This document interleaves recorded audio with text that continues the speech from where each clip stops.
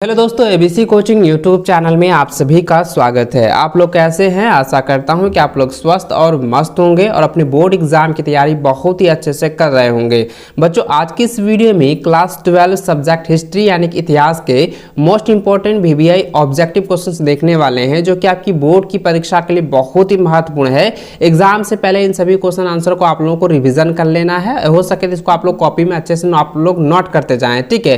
क्योंकि दोस्तों एग्जाम से पहले इन सभी को आप लोग को रिवीजन 100% कर लेना है, क्योंकि बहुत सारे क्वेश्चन आपकी डायरेक्ट बोर्ड की परीक्षा में पूछे जा सकते हैं। तो चलिए बच्चों, क्वेश्चन की ओर जानने से पहले आप सभी से रिक्वेस्ट है कि वीडियो को अपने सभी दोस्तों के साथ शेयर करते हुए एक लाइक जरूर कर दीजिएगा और चैनल पर पहली बार आए हैं चैनल को सब्सक्राइब करने के साथ बेल आइकन को भी प्रेस जरूर कर लेंगे। तो चलिए बच्चों, क्वेश्चन की ओर चलते हैं। देखिए, सबसे पहला सवाल दोस्तों दिया गया है कि भारत के किस भाग में हड़प्पा सभ्यता का विकास हुआ था। तो दोस्तों, भारत के जो है किस भाग में पूछा गया है ना, तो भारत के जो है पूर्व में, ठीक है, पूर्व से लेकर पूर्व से उत्तर की ओर जो है ये जो हड़प्पा सभ्यता का विकास हुआ है, यानी कि नॉर्थ ईस्ट साइड में जो है ये विकास हुआ है। तो दोस्तों इसका आंसर क्या हो जाएगा? तो इसका आंसर दोस्तों हो जाएगा पूर्वोत्तर। ऑप्शन नंबर 1 जो इसका सही आंसर होगा।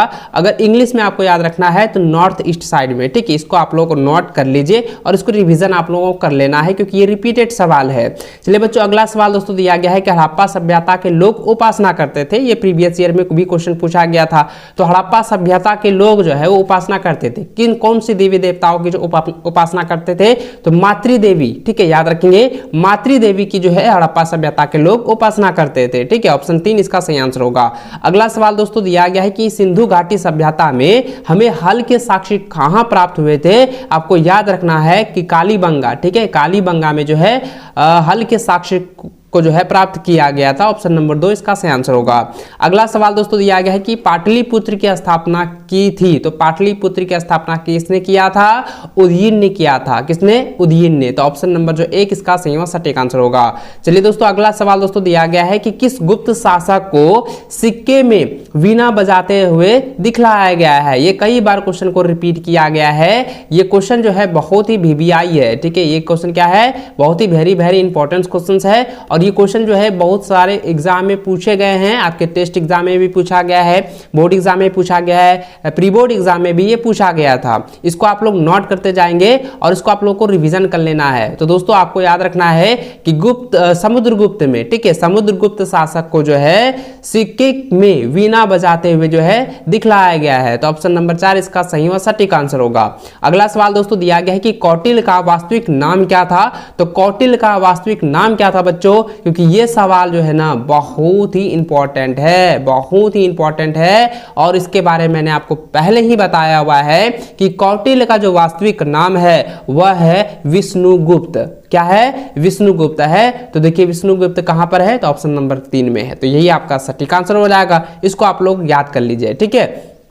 चलिए अगला सवाल दोस्तों दिया गया है कि बौद्ध धर्म ग्रंथ है। तो बौद्ध धर्म का जो ग्रंथ है वो क्या है? वह जो है त्रिपिटक है। क्या है? त्रिपिटक। याद रखेंगे कौन सा है? त्रिपिटक है। ऑप्शन 1 इसका सही और सटीक आंसर होगा। अगला सवाल दोस्तों दिया गया है कि कलिंग की लड़ाई हुई। तो कलिंग की जो लड़ाई हुई है वो दोस्तों 261 ईस्वी पूर्व हुआ था, ठीक है, याद रखेंगे 261 ईस्वी पूर्व जो है कलिंग की लड़ाई हुई थी। तो ऑप्शन 3 इसका सही और सटीक आंसर होगा। अगला सवाल दोस्तों दिया गया है कि महावीर के बचपन का क्या नाम था? मैंने आपको कई बार बताया है कि महावीर के बचपन का नाम जो है वो वर्धमान था, ठीक है। क्या था? वर्धमान। तो ऑप्शन नंबर जो है 2 इसका सही आंसर होगा। महावीर के बचपन का नाम वर्धमान था, ठीक है, इसको आप लोग नोट करेंगे। अगला सवाल दोस्तों दिया गया है कि सपूत का संबंध है। तो सपूत का संबंध जो है किससे होता है? सपूत का संबंध जो है बौद्ध से होता है। किससे होता है? बौद्ध से होता है, बौद्ध धर्म से होता है। इसको आप लोग कॉपी में नोट कर लीजिए, रिवीजन कर लीजिए। अगला सवाल दोस्तों दिया गया है कि अकबर ने जायजा कर को समाप्त कर दिया गया। तो जायजा कर्ज को जो है वो कब समाप्त किया था? तो जायजा कर्ज को समाप्त किया था 1564 में, ठीक, कब किया था? 1564 ईस्वी में किया था। तो ऑप्शन 1 इसका सही व सटीक आंसर होगा। अगला सवाल दोस्तों दिया गया कि बंगाल के प्रसिद्ध भक्ति संत कौन थे? तो प्रसिद्ध भक्ति संत कौन थे ये सवाल पूछा गया है और वो भी बंगाल के। ये नहीं पूछा गया है कि भारत के कौन थे, यहाँ पे पूछा गया है कि बंगाल के कौन से ऐसे प्रसिद्ध व्यक्ति हैं जो भक्ति संत के नाम से जाने जाते हैं? तो बच्चों इसका नाम आपको याद रखना है चैतन्य महाप्रभु। ठीक है, याद रखना है चैतन्य महाप्रभु। ऑप्शन नंबर 2 इसका सही आंसर होगा। अगला सवाल दोस्तों दिया गया है कि भक्ति आंदोलन को दक्षिण भारत में उत्तर भारत कौन लाए? ठीक है, भक्ति आंदोलन को जो है दक्षिण भारत से लेकर, ठीक है, दक्षिण भारत से उत्तर भारत जो है कौन लाया था? तो लाया कौन था? रामानंद ने। किसने लाया था? रामानंद ने लाया था ना। तो ऑप्शन नंबर 3 इसका सही व सटीक आंसर होगा। अगला सवाल दोस्तों दिया गया है कि मुगल प्रशासन में जिला को किस नाम से जाना जाता था? तो मुगल प्रशासन में जिला को जो है सरकार के नाम से जाना जाता था। ऑप्शन 1 इसका सही आंसर होगा। अगला सवाल दोस्तों दिया गया है कि बाबरनामा किस भाषा में लिखा गया है? तो बाबरनामा जो है, ठीक है, याद रखेंगे, बाबरनामा जो है वो तुर्की भाषा में लिखा गया है। ऑप्शन 1 इसका सही व सटीक आंसर होगा। अगला सवाल दोस्तों दिया गया है कि किस मुगल शासक के काल को स्वर्ण युग कहा गया है? इसका आंसर जाएगा शाहजहां। शाहजहां के शासक में जो है स्वर्ण युग कहा गया है। ठीक है, याद रखेंगे, शाहजहां के मुगल शासक को ही स्वर्ण युग कहा गया है। ऑप्शन 4 इसका सही व सटीक आंसर होगा। अगला सवाल दोस्तों दिया गया है 17 नंबर कि शेख निजामुद्दीन औलिया का दरगाह कहाँ स्थित है? तो यह दिल्ली में स्थित है। कहाँ पर है? दिल्ली में स्थित है। ऑप्शन 1 इसका सही व सटीक आंसर होगा। अगला सवाल है कि निम्नलिखित में से कौन एक सूफी संत नहीं है? तो सूफी संत कौन नहीं है? मीराबाई जो है एक सूफी संत नहीं है। ऑप्शन 3 जो है इसका सही व सटीक आंसर होगा। अगला सवाल दोस्तों दिया गया है कि ईस्ट इंडिया कंपनी को बंगाल की दीवानी किसने प्रदान की? तो बच्चों ये कई बार एग्जाम में क्वेश्चन पूछा गया है, ये बहुत इंपॉर्टेंट सवाल है। इसको एग्जाम से पहले रिवीजन आप लोगों को हर हाल में कर लेना है। इसको आप लोगों को हो सके तो याद जरूर कर लीजिएगा। तो दोस्तों इसका आंसर क्या हो जाएगा? शाह आलम। ऑप्शन नंबर जो है शाह आलम सेकंड, याद रखेंगे, शाह आलम सेकंड हो जाएगा। देखिए कई बार एग्जाम में क्या होता है कि एग्जाम में सिर्फ जो है शाह आलम आप लोगों का लिखा रहता है। ठीक है, तो शाह आलम नहीं होगा, शाह आलम सेकंड होगा। अगर शाह आलम सिर्फ दिया जाता है तो ये भी आपका जो है सही आंसर होगा। इसको आप लोगों को टिक कर लेना है, याद रख लेना है। चलिए अगला सवाल दोस्तों 20वां नंबर दिया गया है कि 1857 के विरुद्ध का नेतृत्व लखनऊ से किया गया था। तो किसके द्वारा जो है किया गया था? किसके द्वारा किया गया था? तांत्रिक टोपो। ठीक है, किसके द्वारा? तांत्रिक टोपो के द्वारा जो है किया गया था। तो ऑप्शन नंबर 3 जो है इसका सही व सटीक आंसर होगा। अगला सवाल दोस्तों दिया गया है कि इनमें से कौन सा एक स्थान जो है 1857 के विद्रोह से प्रभावित नहीं हुआ था? ये क्वेश्चन बहुत बार रिपीट किया गया है, बहुत बार पिछले बार भी रिपीट किया गया था। तो आपको याद रखना है दोस्तों कि 1857 में जो है प्रभावित नहीं हुआ था, वो हुआ था कहाँ पर? ये जगदीशपुर जो है ये प्रभावित नहीं हुआ था। ये झांकी जो है प्रभावित हुआ था, लखनऊ प्रभावित हुआ था, चित्तौड़ जो है ये भी प्रभावित हुआ था, लेकिन जगदीशपुर जो है ये प्रभावित नहीं हुआ था। इसलिए इसका आंसर क्या हो जाएगा? ऑप्शन नंबर जो है 3 इसका सही व सटीक आंसर होगा। चलिए अगला सवाल दोस्तों दिया गया है कि कॉर्नवालिस कोड बना। तो कॉर्नवालिस कोड जो बना है वो कब बना है, किस ईस्वी में बनाया गया है? तो बच्चों इसका आंसर याद रखना है कि 1793 ईस्वी में जो है कॉर्नवालिस कोड बनाया गया था। ऑप्शन नंबर जो है 1 इसका सही व सटीक आंसर होगा।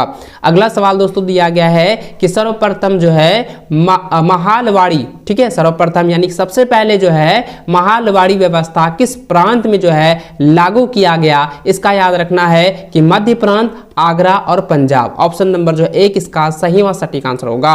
अगला सवाल है कि दामिन एकोह में किसे बसाया गया? तो दामिन एकोह जो है ये वाला जो क्वेश्चन है ना, ये भी रिपीटेड क्वेश्चन है और ये बहुत इंपॉर्टेंट है, इसको आप लोगों को रट लेना है। देखिए दामिन एकोह में जो है किसे बसाया गया है बच्चों? ये बहुत बार आप लोगों को मैंने बताया हुआ है, ये संथाल को बसाया गया है। ठीक है, किसको बसाया गया है? संथाल को। ऑप्शन नंबर 4 इसका सही व सटीक आंसर होगा। अगला सवाल है कि भारतीय राष्ट्रीय कांग्रेस की प्रथम महिला अध्यक्ष कौन थे? तो प्रथम महिला अध्यक्ष कौन थी दोस्तों?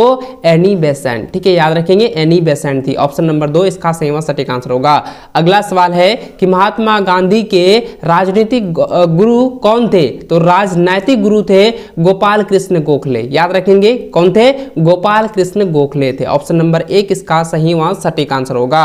चलिए अगला सवाल दोस्तों 27 नंबर दिया गया है कि प्रत्यक्ष कार्यवाही दिवस मनाया जाता है। तो प्रत्यक्ष कार्यवाही दिवस जो मनाया जाता है, ये जो है सर्वप्रथम जो मनाया गया था ना, वो 16 अगस्त 1946 को बनाया गया था। याद रखेंगे 16 अगस्त जो है 1946 ईस्वी को जो है ये सर्वप्रथम जो है मनाया गया था। ठीक है, इसको आप लोग जो है कॉपी में नोट कर लीजिएगा। ठीक है, अगला सवाल दोस्तों दिया गया है कि खेड़ा कृषक विद्रोह हुआ, तो खेड़ा कृषक विद्रोह जो हुआ था वो कब हुआ था? ठीक है, ये कब हुआ था भाई?